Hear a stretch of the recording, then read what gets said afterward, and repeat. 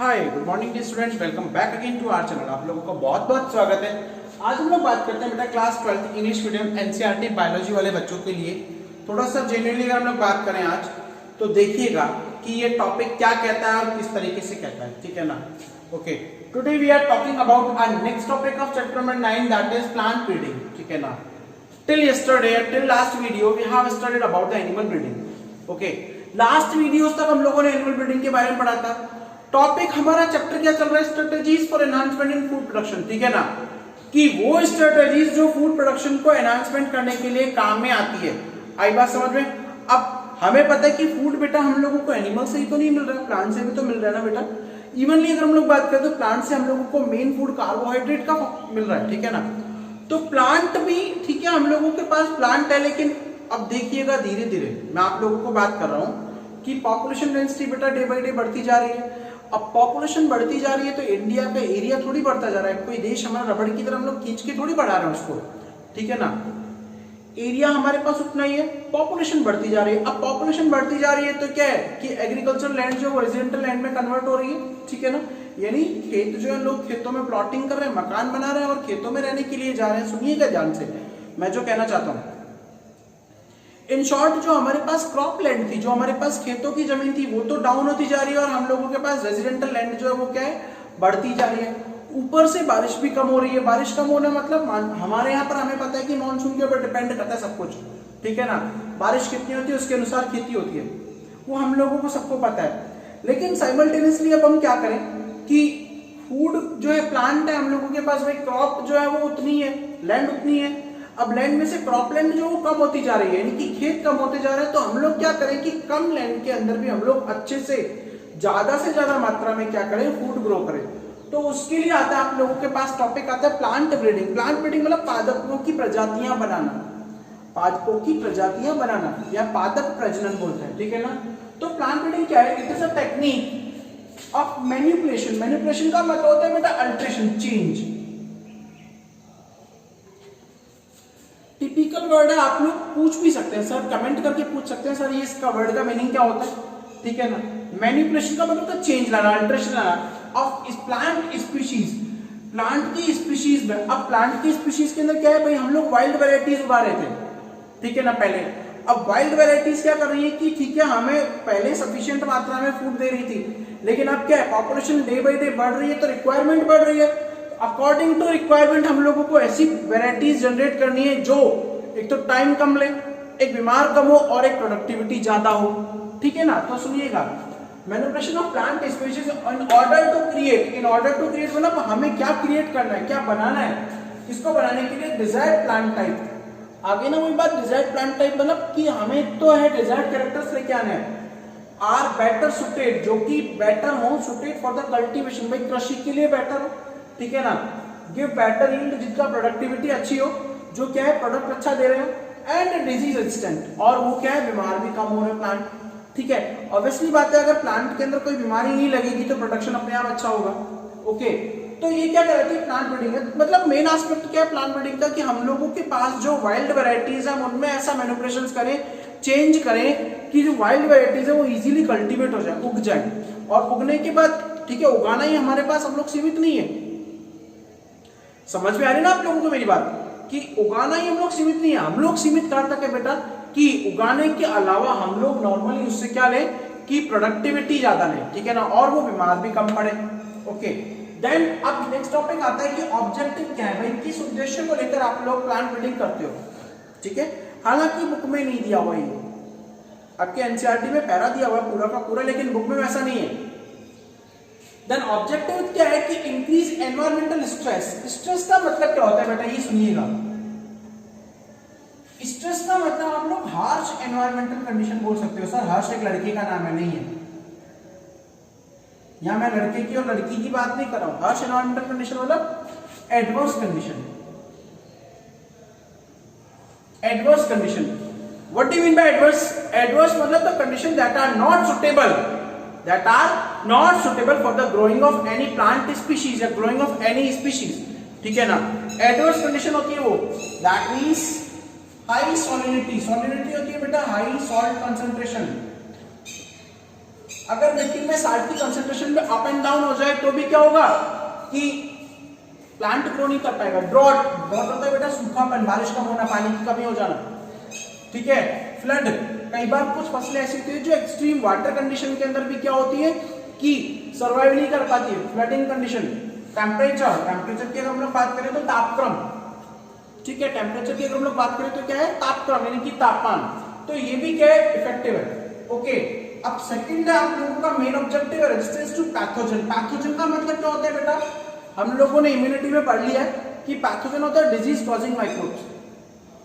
तो आपके माइंड में क्वेश्चन आएगा कि सर क्या पैथोजन जो है वो प्लांट के अंदर भी इफेक्ट करते हैं? एग्जैक्टली करते हैं बेटा, काफी बीमारियां हैं जैसे लीफ रस्ट डिजीज आप लोगों के, yellow spot, dark spot, coloured spot, ठीक है ना, ये सारे के सारे पैथोजन रिलेटेड है।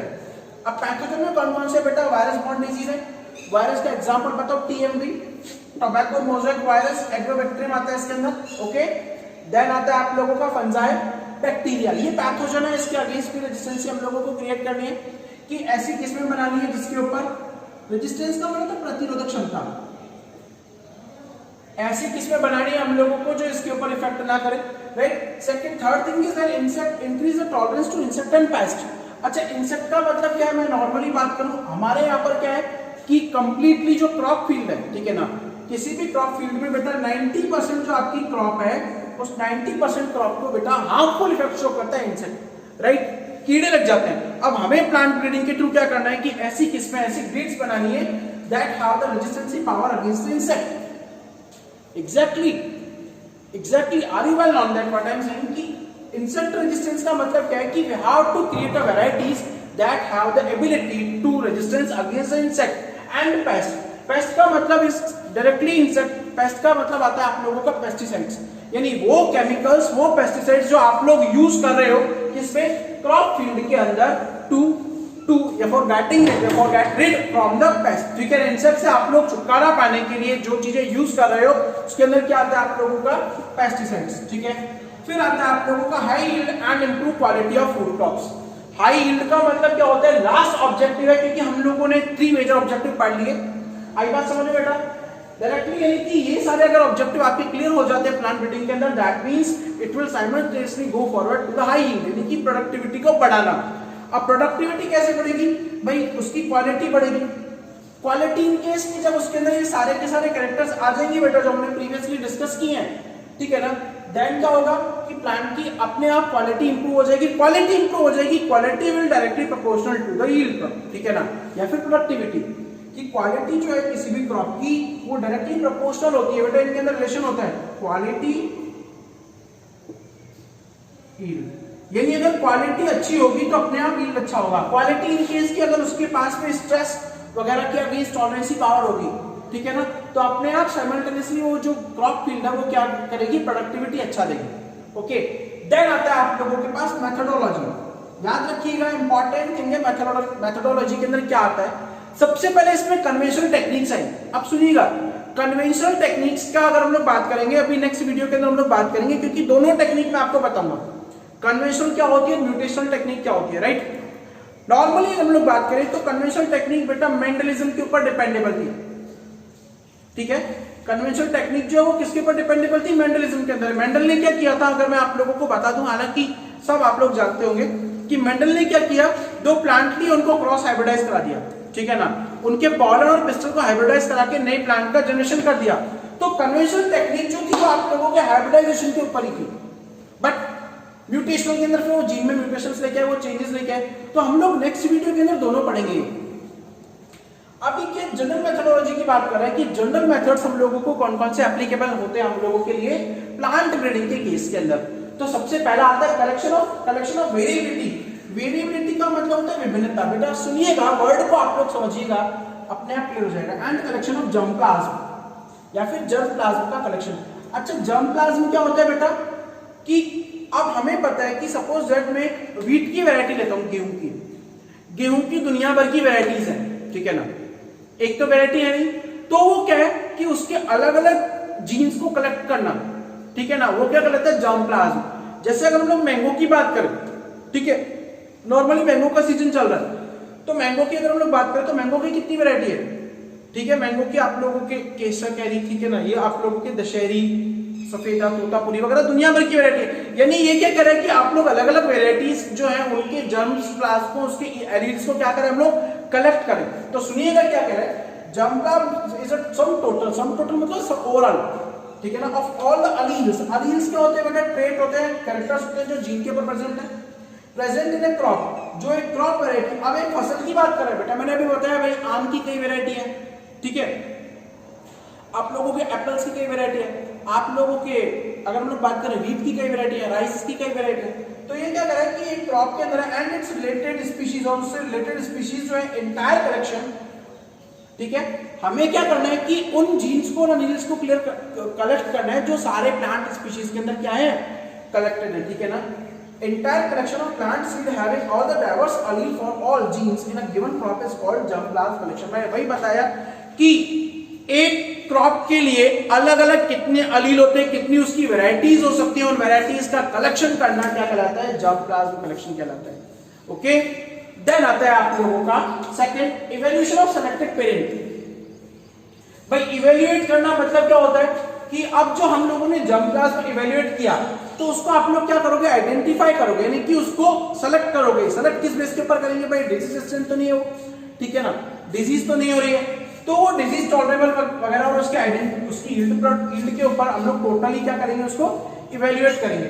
और desirable combination of characters, desirable combination मतलब जो कैरेक्टर्स हम लोगों को रिक्वायर्ड है, हम लोग उन्हीं कैरेक्टर के ब्याह के ऊपर क्या करेंगे, पेरेंट्स का सिलेक्शन करते हैं, ठीक है। अब सिलेक्शन के अंदर हम लोग बताऊं कौन कौन सा मेथड यूज करते हैं, आगे बता दूं मैं आप लोगों को। प्योर लाइन सिलेक्शन करते हैं, हाइब्रिडाइजेशन टेक्निक यूज करते हैं, ठीक है ना, फिर आप लोग वेरिएबिलिटी चेक पैरामीटर वगैरह यूज करते हो। तो ये आप लोगों के साइड का मैटर है, आप लोग हायर स्टडीज के अंदर जाओगे तब पढ़ोगे। फिर क्रॉप हाइब्रिडाइजेशन, हाइब्रिड का मतलब क्या होता है कि एक प्लांट बनाना जिसमें दोनों के कैरेक्टर हो, और हाइब्रिड को फॉर्मेशन की रिएक्शन क्या कहलाती है, हाइब्रिडाइजेशन कहलाती है। Among the selected parent, suppose that मैंने कोई एक क्रॉप है, अब इसके दो वैरायटी है ए और बी, भाई इन दोनों को सिलेक्ट कर दिया, चार है, सी है और ये डी है। अब ए में क्या प्रोडक्टिविटी भी हाई है, ठीक है, इसमें डिजीज रेजिस्टेंट है और इनमें दोनों कम है। तो हम लोगों ने ए और बी को कलेक्ट किया, तो ए और बी को आप लोग क्या कर रहे हो, क्रॉस करा रहे हो, इससे नई वैरायटी ई बना रहे हो। तो ये क्या है, ई तो है हाइब्रिड, और ये क्या है, टेक्निक है हाइब्रिडाइजेशन की। तो ये क्या कर रहा है, hybridisation is most common method to create the genetic variations. Genetic variation create करना मतलब सुनिएगा कि भाई ए के अंदर क्या है, पैथोजन के लिए डिजीज रेजिस्टेंट है और ये हाई प्रोडक्टिविटी दे रहा है, तो दोनों के कैरेक्टर आएंगे, दोनों के कैरेक्टर आएंगे। हम लोगों को क्या करना है, दोनों के कैरेक्टर क्या है, कलेक्ट करके लेके आना है। हम लोगों को क्या करना है, दोनों के कैरेक्टर क्या करके कलेक्ट करके लेके आना है। Okay, got it. अब है selection and testing of superior recombinant, important point. हम लोगों ने यहां तक हाइब्रिड बना दिया भाई, पहले जर्मप्लाज्म को कलेक्ट किया, वेरिएबिलिटी को कलेक्ट किया, उनका सिलेक्शन किया, इकट्ठा कर दिया, इकट्ठा करने के बाद उनमें से चुनने के बाद हमने हाइब्रिड करा दिया और नई प्रोजेनी बना दी, ठीक है ना। अब प्रोजेनी जब बनी भाई, ये बी जो भी है इसकी प्रोजेनी बनी, उन प्रोजेनी को भी आप सिलेक्ट करोगे। क्यों सिलेक्ट करेंगे, क्योंकि क्या प्रोजेनी में डिजायरेबल कैरेक्टर है या नहीं है, हमें तो ये चुनना है ना।